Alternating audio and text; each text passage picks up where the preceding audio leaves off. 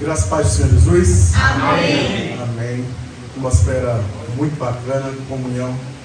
Vocês, como congregacional, tem alguns que dizem assim, que congregacional é o congelacional, né? Meio paradinho. Mas a gente gosta de sentir esse calor, essa motivação, esse ânimo que vocês louvam a Deus, é muito gratificante, meus irmãos. Glória a Deus. Trago um abraço, sou ali da congregacional da Liberdade. Podem sentar, meus irmãos. Sou ali da congregacional da Liberdade, junto a pastor Mota e pastor Rodrigo, certo? Eles abençoaram minha vida para cá, também mandaram saudações à igreja e Deus continue abençoando os irmãos. Meus amados irmãos, o tema que foi dado é Homens Fortes em Tempos Difíceis, e o texto de Coríntios, eu peço, por gentileza, para que eu possa alterar o texto para tratar sobre esse tema. Deus, durante essa semana, enquanto meditava na palavra, falou muito ao meu coração através de um outro texto das Escrituras, que se encontra lá no Antigo Testamento. Eu já convido vocês para abrirem. É no livro de Abacuque. E nós vamos ler um texto muito conhecido de Abacuque, que se encontra no capítulo 3, do versículo 17 até o versículo 19. São os 3 últimos versículos do livro de Abacuque. Grato pelo convite do pastor Isaac, também muito feliz de rever alunos do seminário. Muito bom. Meus irmãos, vocês encontraram? Amém. Abacuque, quem encontrou, diga amém. Amém. Quem não encontrou, diga peraí. Abacuque, capítulo 3, versículo 17 em diante.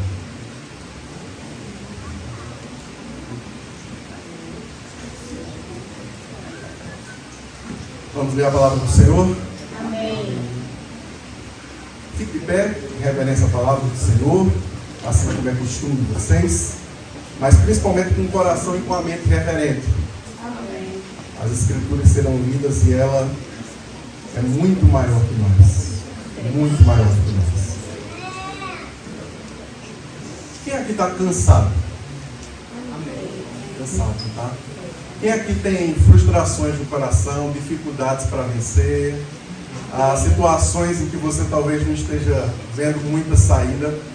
Meu irmão, minha irmã, esse texto é exatamente para você. Olha como o Senhor fala para você essa noite. Amém. Apesar de todas essas coisas, ainda que a figueira não floresça, nem haja fruto na vide, o produto da oliveira minta e os campos não produzam mantimento, as ovelhas sejam arrebatadas do aprisco e nos currais não haja gado, todavia eu me alegro no Senhor, exulto no Deus da minha salvação.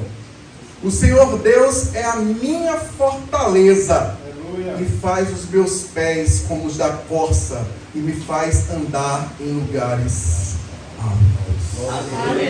Louvado seja o nome do Senhor. Podem sentar, meus amados irmãos.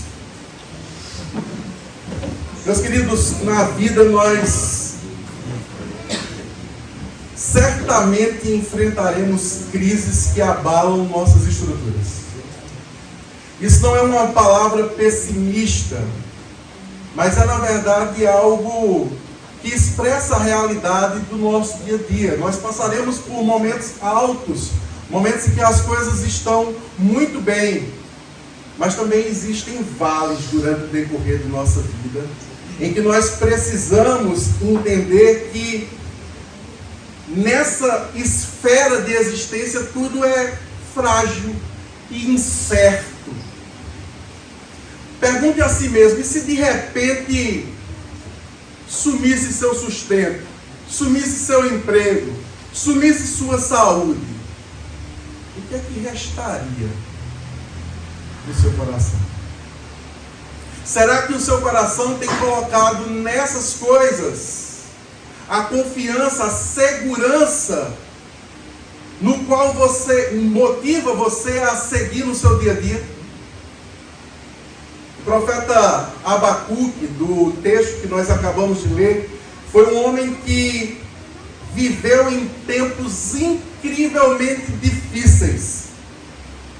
E ele vai nos mostrar que a verdadeira força, meus irmãos, não reside de circunstâncias, mas na nossa fé inabalável em um Deus soberano. Essa talvez seja, com certeza, é a mensagem principal desses 3 capítulos de Abacuque que eu recomendo para você. Você que está passando por aquela noite escura da alma, como diz o pastor Hernandes Dias Lopes, aquele momento em que você não está vendo saída, leia Abacuque, medite em Abacuque, e será renovado suas forças, através da fé que o Espírito Santo imputa dentro do nosso coração, e nos faz suportar, e principalmente continuar com perseverança no caminho do Senhor. Esse livro, meus irmãos, ele se passa no século 7 a.C. O reino de Israel ele estava dividido já em reino do norte e reino do sul. E o reino de Judá, o reino do sul, ele estava mergulhado em profunda corrupção, injustiça e idolatria. O povo, mesmo sendo chamado povo de Deus, estava distante do caminho do Senhor.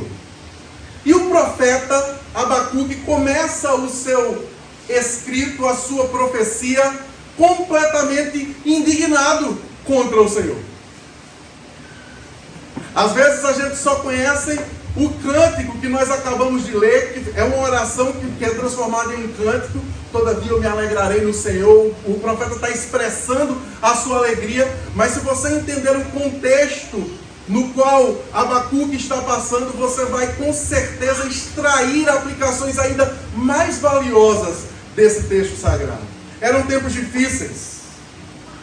Abacuque, indignado, clama ao Senhor. E ele recebe uma resposta chocante, impactante de Deus, que o deixa completamente desnorteado.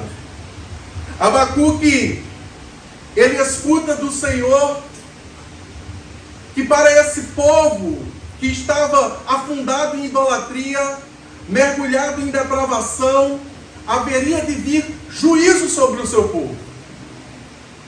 Só que esse juízo seria suscitado por uma outra nação, que era conhecida como os caldeus. Uma nação impetuosa, uma nação que era totalmente injusta em seu proceder. E isso causa no coração de Abacuque um estremecer, uma indignação ainda maior. E ele clama de novo ao Senhor, dizendo: como, Senhor? Como tu julgarás o teu povo utilizando um outro povo que ainda é mais injusto que nós? A essa segunda pergunta, o Senhor responde a Abacuque: o justo viverá pela fé.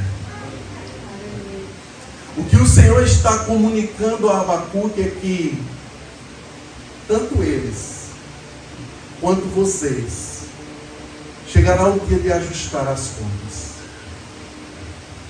Tanto os caldeus como vocês, povo de Deus, chegará o dia que vocês estarão em minha presença. Porém, o justo viverá pela fé.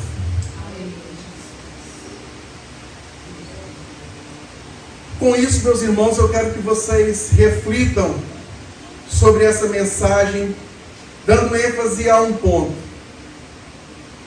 A verdadeira força do homem em tempos difíceis, em tempos de crise, não reside, meus irmãos, na ausência de dificuldades. Esse é um equívoco que talvez seja plantado pela cultura e pelo mundo que nós temos vivido. O que é uma vida de bonança? É uma vida que não tem dificuldades, mas isso é um total engano. A fortaleza, o nosso refúgio, a nossa segurança está na confiança resoluta na bondade e soberania de Deus. Deus está no controle de todas as coisas. Amém. Ainda que eu não consiga perceber, ainda que eu não tenha feito ainda a leitura de como o Senhor vai executar a sua justiça, ainda que eu não saiba como a santidade do Senhor prevalecerá sobre o mal, o Senhor continua no controle de todas as coisas. Amém. E meus irmãos, diante disso, Abacuque, confrontado com essa iminente destruição que viria através desse outro povo, foi conduzido a um lamento e uma indignação. E durante todo o transcorrer do capítulo 1 e do capítulo 2, ele recebe respostas que transformam aquele homem abalado, aquele homem com desconfiança a respeito de Deus, aquele homem que não consegue perceber que o Senhor continua no controle de todas as coisas. O Senhor, através da resposta desse livro, consegue transformar a mente do profeta e fazê-lo perceber que ele precisa tomar atitudes em relação à sua vida, à sua existência e à sua forma de devotar adoração a Deus. E munido disso, dessas atitudes, a sua fé será fortalecida.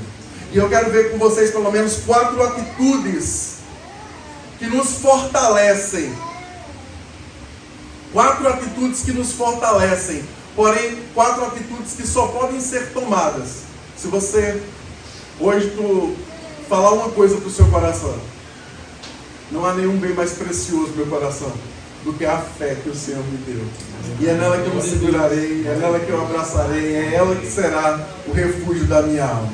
Meus irmãos, a primeira atitude que precisa ser fortalecida em nós em tempos de crise, em tempos difíceis. A primeira atitude é a seguinte: precisamos lamentar menos e obedecer mais. É verdade. No capítulo 1 e no capítulo 2, mais propriamente no versículo 2, Abacuque ele questiona a Deus: até quando, Senhor? Até quando clamarei por socorro e não me ouvirás? E às vezes não é assim que está a nossa oração também. A indignação do profeta, a indignação que Abacuque inicia o livro, é uma série de lamentos, uma série de indignações, com uma aparente negligência de Deus, como se Deus não estivesse vendo o sofrimento do seu povo. O coração do profeta está completamente atribulado. A resposta de Deus acontece ainda no capítulo 1, no versículo 6 e 7, quando ele diz: eis que suscita os caldeus, nação amarga, impetuosa, que marcham pela largura da terra, para apoderar-se de moradas que não são suas. Eles são pavorosos e terríveis, e criam eles mesmos o seu direito e a sua dignidade. O profeta então faz um outro questionamento por Deus: és justo, suscitando esses tais para nos julgar? O coração dele está completamente fechado. O lamento dele tomou toda a sua estrutura. Ele não consegue entender quem é Deus de fato. E durante o livro, Abacuque ele vai entendendo progressivamente qual o propósito de Deus.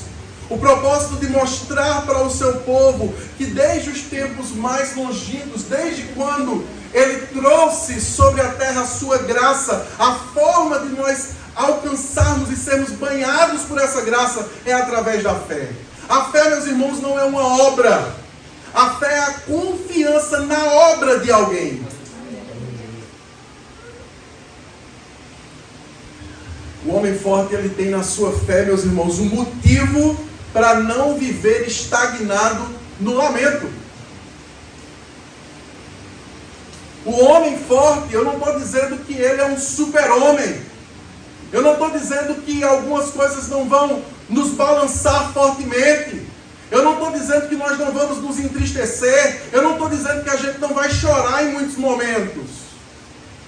Mas a fé em Cristo faz com que nós não fiquemos estagnados nesse lamento. É como se nós mesmo tristes tivéssemos força dada pelo Espírito de Deus que reside em nós de dizer: ó minha alma, eu ainda louvarei o Senhor. Aleluia. E nós falamos isso no meio da tristeza, porque é essa fé que faz isso conosco. Precisamos entender uma verdade das Escrituras, meus irmãos. Alguém maduro na fé, ele vai entender perfeitamente que Deus salva de duas formas. Ou ele salva o crente da morte, ou ele salva o crente pela morte. Mas independente do que aconteça, nós estamos seguros em suas mãos. Para todo sempre, nós estamos seguros em suas mãos.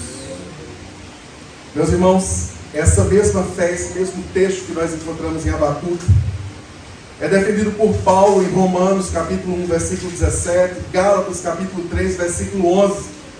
E ele vai demonstrar essa verdade, que essa justiça que nos é imputada não vem por nossas obras, mas apenas pela fé na obra de Jesus Cristo. O propósito de Deus, meus irmãos, para a salvação e a vida do justo sempre foi a fé no Messias. Mas com isso nós precisamos fazer uma pergunta: o que é fé, meu irmão? O que é fé de fato, meu irmão? Será que é o ato simplesmente de dizer eu acredito? Não. A palavra do texto em hebraico, emuná, ela significa uma confiança deliberada. Algo que você está totalmente convicto e que se manifesta na forma como você faz suas escolhas. Na forma como você escolhe as palavras que você pronuncia. Na forma como você segue a Deus. Fé não é apenas dizer eu acredito. Fé é ser uma carta viva de Deus sobre essa terra. Fé é expressar a semelhança daquilo que o Espírito tem feito em nós. Ele tem nos moldado em Cristo Jesus.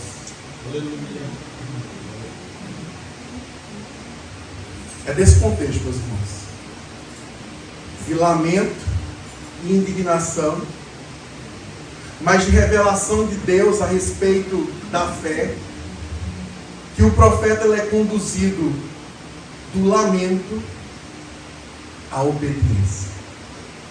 É conduzido de uma fé imatura a uma fé madura. É conduzido do desespero ao descanso.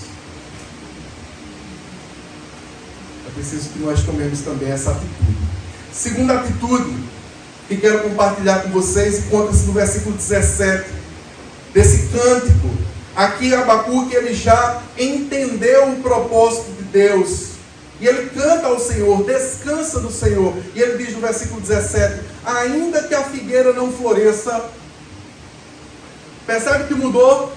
Já não é mais alguém que está estagnado no lamento, não é mais alguém que fica apenas se condoendo com suas dores, não é alguém que está completamente parado em relação a tudo que está se passando ao seu redor e não consegue mais perceber a presença de Deus ao seu lado.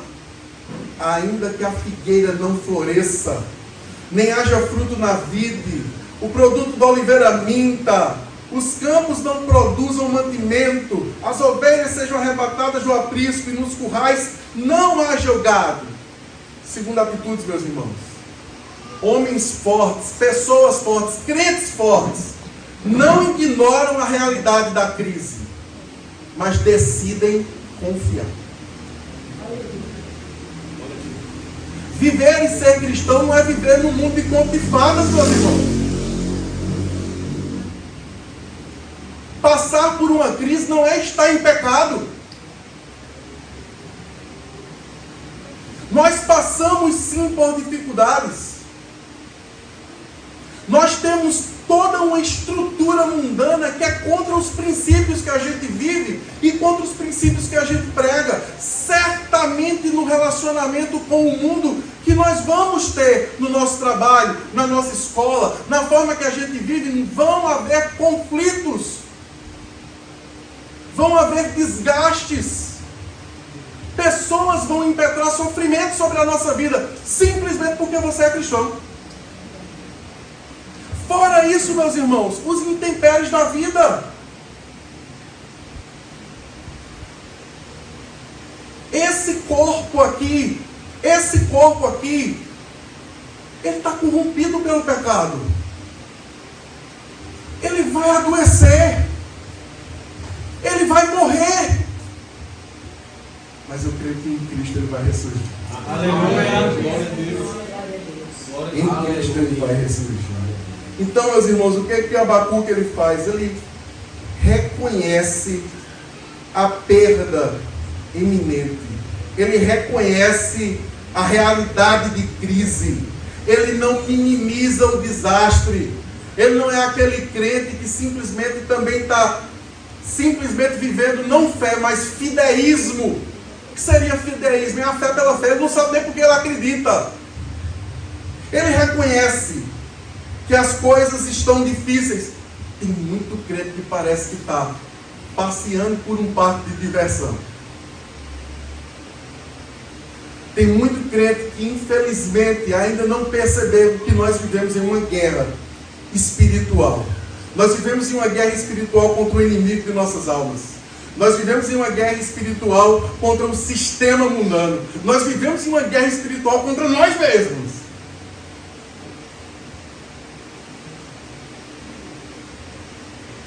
Aí imagina, meus irmãos, que você fosse convocado para uma guerra hoje. E aí você partisse. Quando chegasse lá, naquele tiroteio, naqueles bunkers lá de tiro para todo lado, dissesse para você, olha, eu trouxe você para a guerra, mas você vai passar aí sem nenhuma metralhadora, você não vai ter nenhum escudo, nenhum colete à prova de bala, eu só quero que você passe. Você ia? Ia não, meu irmão? E o que é que você está fazendo nesse mundo, sem a palavra de Deus e sem a oração, como suas armas para enfrentar a guerra que você está passando? Devore a palavra.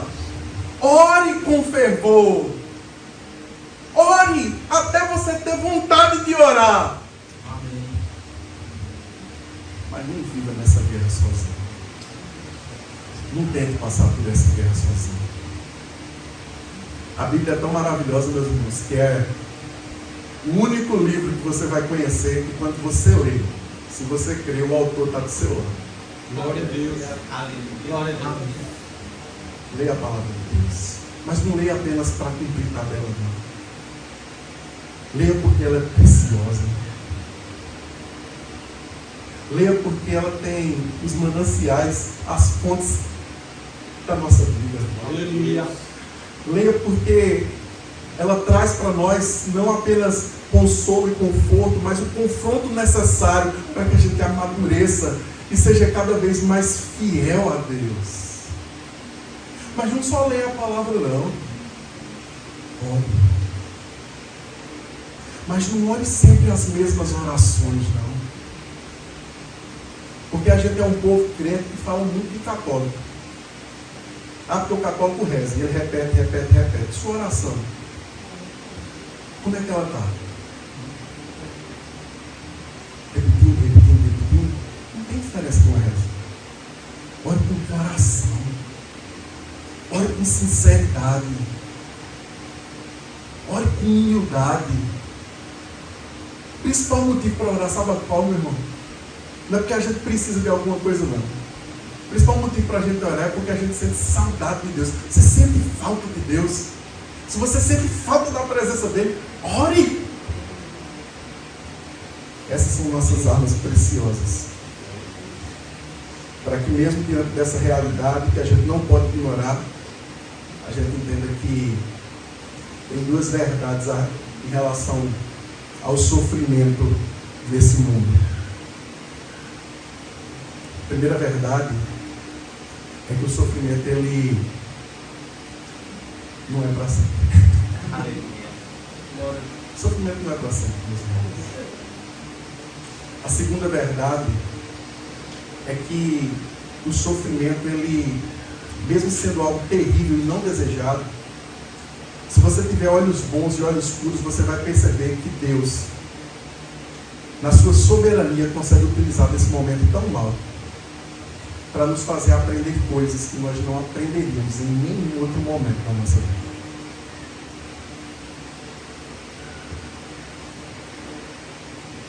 Tem um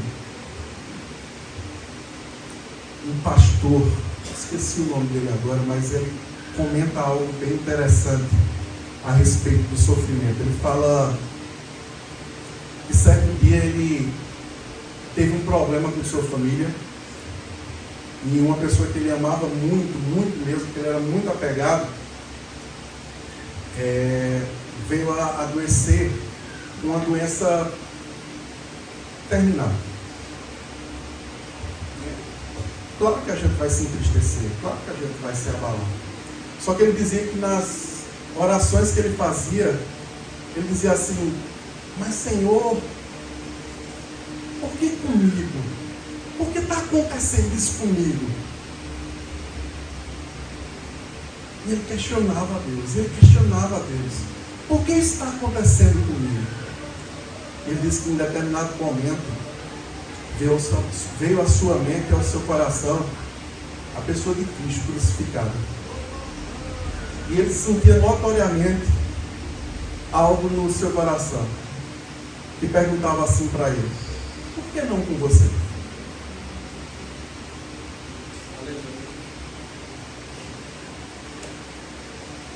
Por que não com você? Por que não comigo? O meu Senhor se deu numa cruz. Por que não comigo? O meu Senhor se entregou. Foi cuspido. Foi humilhado. Por que não comigo? O corpo dele enfermou. Por que não comigo? O meu Senhor morreu. Por que não comigo? Mas o meu Senhor vive. Por que não comigo? Mas nós precisamos ter essa maturidade quando nós passarmos por tempos difíceis, meus irmãos. E passarmos de tal forma que a gente continue testemunhando. A beleza de ser cristão não é que a gente vai vencer todas as batalhas nesse mundo. A beleza de ser cristão é porque o nosso general, ele já venceu a batalha principal. Essa guerra já está vencida. E é interessante que as guerras desse mundo, a gente está ouvindo rumores de guerra por todos os lados. E como é que são as guerras desse mundo? Homens muito poderosos enviam um bocado de outros homens que não são tão poderosos assim para lutar a batalha deles. E enquanto eles estão seguros, esses homens se matam por eles. Isso é a guerra do nosso mundo. Você sabe como seu Senhor venceu a guerra? Ele nos guardou. E ele foi para matar. Aleluia. Glória a Deus. Tenha essa consciência. Aleluia. E quando a dificuldade chegar, faça essa pergunta no seu coração: Senhor, agora é a minha vez. Por que não comigo? Eu sei que eu estou guardado nas tuas promessas, independente do que aconteça. Meus irmãos, um homem forte, ele não ignora o sofrimento, mas o vê à luz da cruz de Cristo. Nós não ignoramos o sofrimento, mas a nossa perspectiva é essa cruz bendita. Terceira atitude que eu quero compartilhar com vocês, que fazem homens fortes em tempos difíceis. Meus irmãos, a terceira atitude é que pessoas fortes, crentes fortes, encontram alegria em Deus e não nas coisas. Alegria em Deus e não nas circunstâncias. Veja o que diz Abacuque 3, versículo 18. Todavia, ele apresentou diversas circunstâncias, no qual não poderia amparar seu coração, nem ter qualquer tipo de esperança nas circunstâncias. Ele desistiu de esperar das circunstâncias, e eu acho que a gente precisa fazer isso também. Não vamos esperar quando o dólar baixar, vai dar certo. Quando o presidente tal entrar, vai dar certo. Quando o presidente tal sair, vai dar certo. A gente não foi chamado para ter confiança sobre essas coisas. Vejam o que Abacuque diz. Ele diz: todavia, independente dessas circunstâncias, todavia eu me alegro no Senhor. Exulto no Deus da minha salvação. Ele faz uma escolha deliberada de alegria. Ele não está dependente de circunstância. Por isso que o cristão, por isso que o crente, ele sente, quando chega a esse nível de maturidade de fé, uma paz que excede o entendimento. É quando nós transformamos essa angústia que está imperando no nosso coração e nós começamos a olhar para aquilo que, como foi falado já essa noite, para as maravilhas que Deus já fez e tem feito por nós. A palavra alegrar, ela expressa, não é uma alegria daquele sorriso amarelo, não. Eu também. Não é dessa alegria que Abacuque está falando, não. A palavra alais, ela expressa alegria com júbilo. Meu irmão, minha irmã, você tem noção que o seu Senhor vive? Você tem noção que Ele intercede por você? Você tem noção, meu irmão, que o Senhor voltará para buscar a sua igreja? Se alegre com júbilo no Senhor. Esvazie a esperança e a confiança nas circunstâncias. Se encha do Espírito para que você se alegre e prove da alegria que só Ele pode nos dar. Aleluia. John Piper, ele diz uma frase bem interessante. Nós falamos muito que nós vivemos para a glória de Deus. Qual o motivo que nós temos sido criados? Para o louvor da glória de Deus.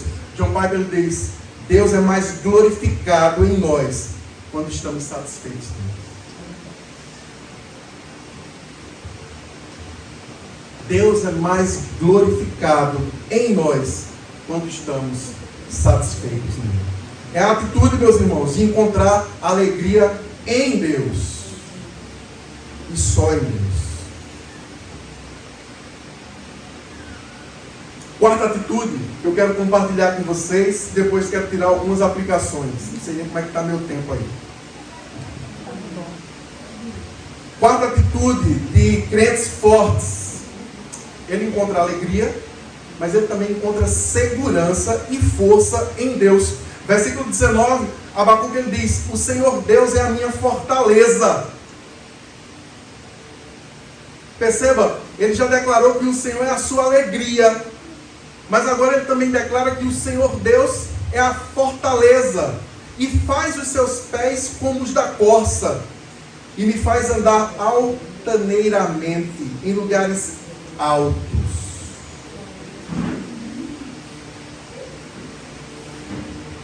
O Senhor Deus é a sua força. O Senhor Deus é a sua força. Essa força, meus irmãos, é o poder do próprio Cristo que nos capacita a dar o próximo passo.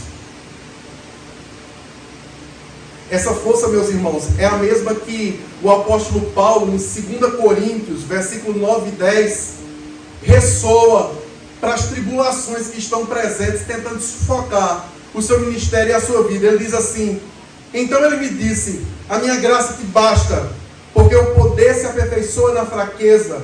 De boa vontade, pois, mais me gloriarei nas fraquezas, para que sobre mim repouse o poder de Cristo.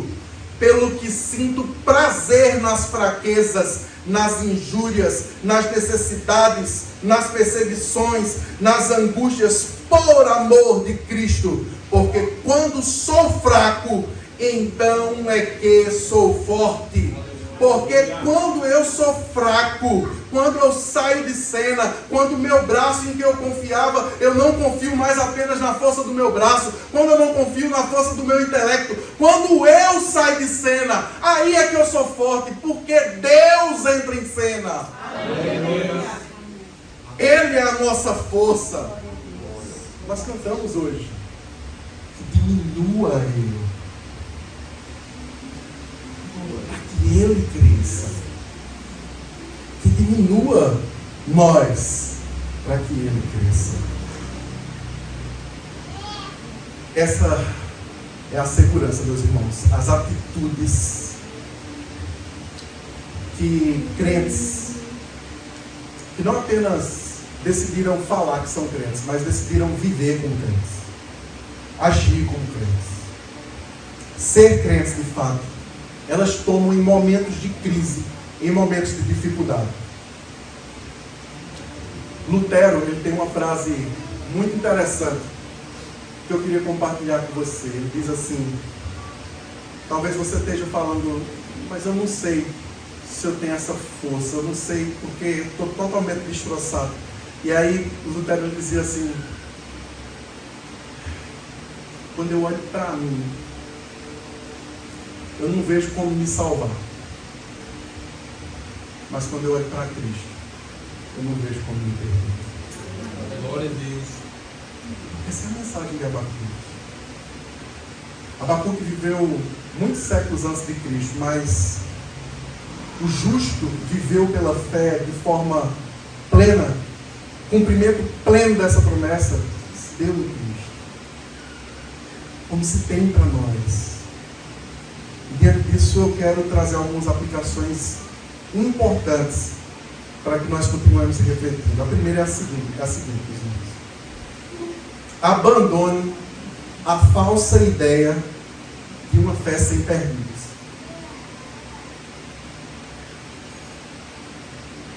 Não se esconda atrás de uma carapuça de super crente.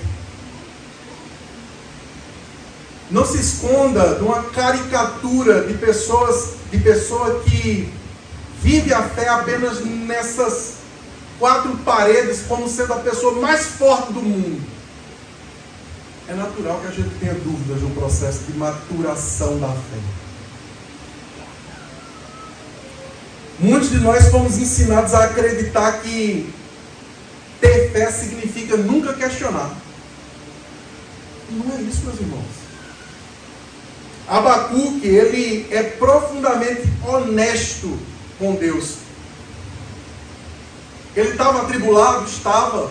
Ele estava passando por tremendas dificuldades? Estava. Ele não conseguia ainda avistar a soberania de Deus? Verdade. Mas se ele não expõe com honestidade para Deus o que ele está passando, ele também não receberia as respostas que o conduziriam desse lamento e dessa indignação a descansar no Senhor.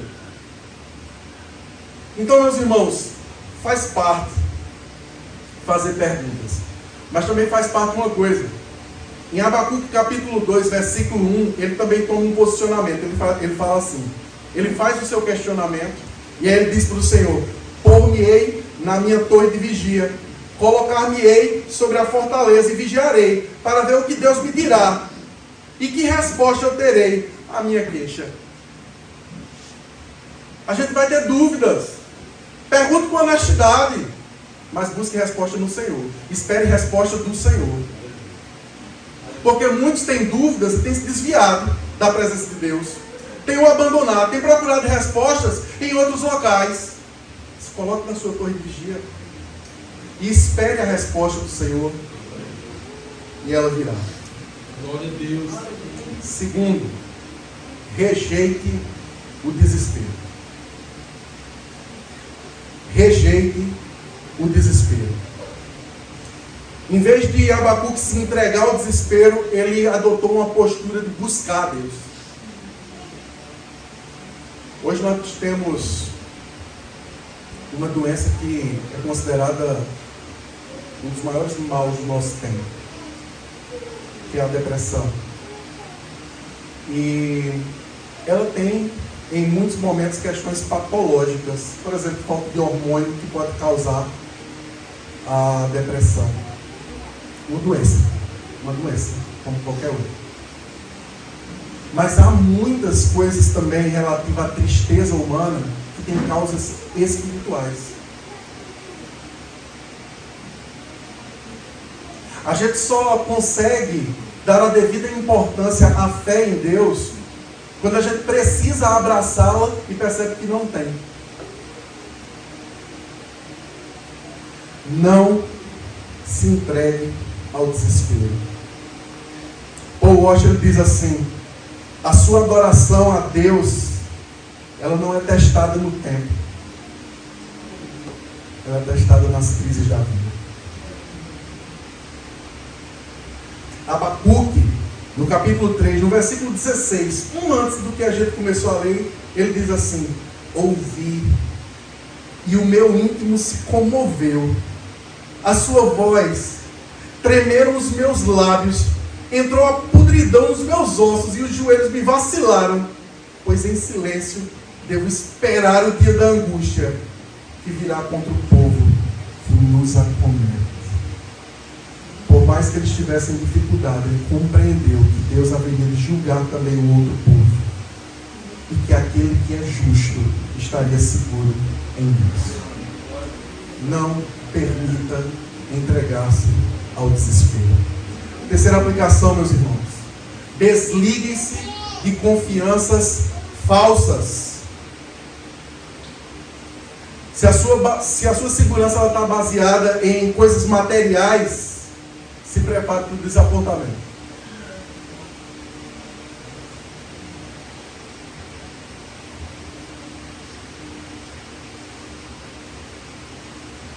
Se prepare para o desapontamento. Dentro da fé cristã, muitos não entendem a nossa fé e falam que esse tipo de reunião é uma bobagem sem sentido. Você vai encontrar muitas pessoas na sua caminhada que vai tentar influenciar você e que existe algo melhor para você procurar, buscar, seguir, abraçar, focar. Foca no dinheiro, foca no ganho, foca no prazer incessante.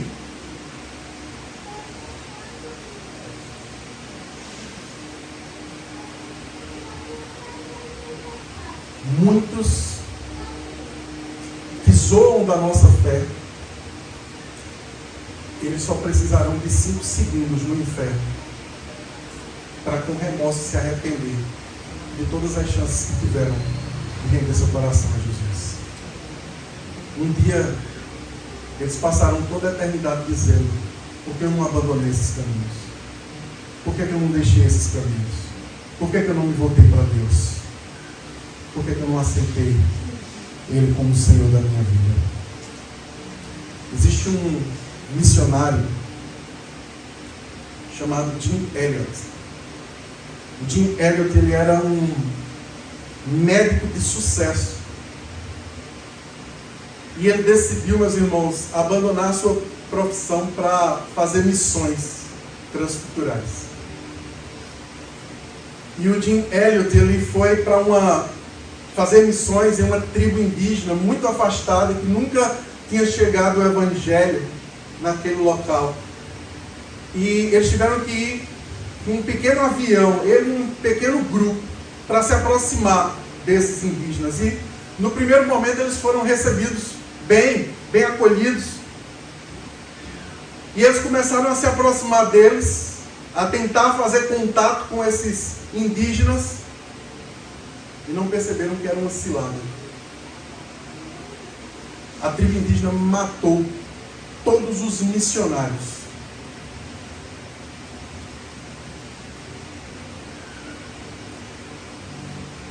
Dinheiro que tem uma frase que marcou a história da igreja por causa do seu testemunho. Sabe o que é que ele dizia? Sabe o que é que estava impetrado no coração dele? Ele dizia assim: não é tolo aquele que dá o que não pode reter para ganhar o que não pode perder.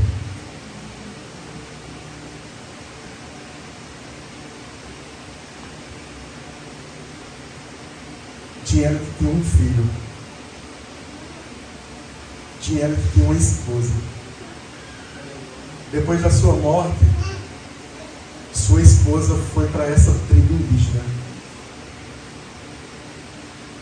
Através da sua morte, aquelas pessoas que nunca teriam a oportunidade de conhecer Jesus foram completamente impactadas, porque a família daqueles que eles mataram voltaram para o mesmo local para falar a respeito de Jesus.